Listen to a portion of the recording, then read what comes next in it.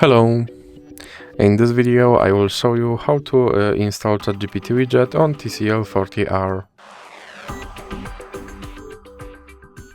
So you have to start by opening your Google Play Store, then click on search bar and type in Wally AI and click search, and then click install.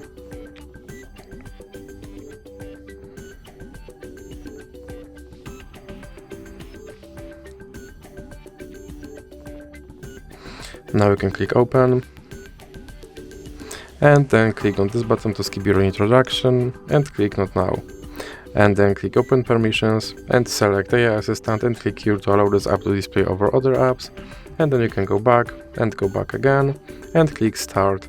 And as you can see right here there's my Chat GPT widget, and I can open him and I can tell him to do something.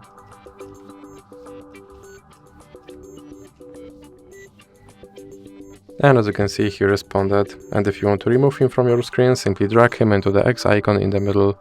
So, that's it for this video. If you liked it, please remember to leave a like and subscribe.